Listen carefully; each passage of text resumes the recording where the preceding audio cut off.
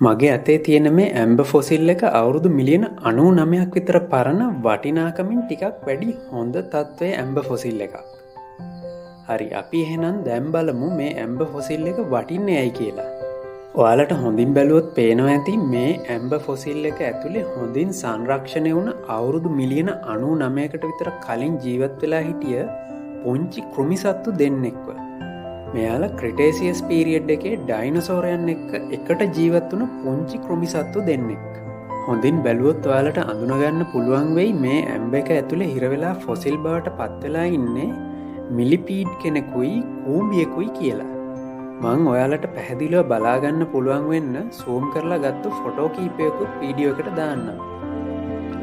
මේ දෙන්නම අයිති වෙන්නේ ආත්‍රපෝඩා වංශයට. මිලිපීඩ්ව පියවියසෙන් වුණත් පැහැදිලිව බලාගන්න පුළුවන් විදිහට හොඳින් සංරක්ෂණය වෙලා තියෙනවා. මේ වගේ පැහැදිලිව කෘමිසතුන් සංරක්ෂණය වෙලා තියෙන ඇම්බර් ටිකක් දුලබයි. මිලිපීඩ්ගේ දිගු දේහය කුඩා කොටස්වලට බෙදිලා ඒ බෙදුණු කොටස්වලද පාද දෙක බැගින් පිටලා තියෙන ආකාරය පවා මේ ඇම්බර් ෆොසිල් එකේ අපිට හොඳින් පේනවා.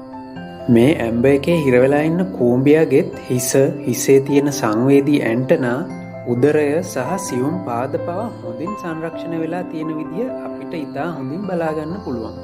මේ වගේ ඇම්බර්වල වටිනාකම වැඩි වෙන්න ප්‍රධානම හේතුව තමයි ඔයාලට මේ පේන ක්‍රිටේසියස් පීරියඩ් එකේ ජීවත් වුණ පුංචි කෘමි විශේෂ බලාගන්න පුළුවන් එකම විදිහ මේ වගේ ෆොසිල ඇම්බර් විතරක්ම වෙන හින්දායි.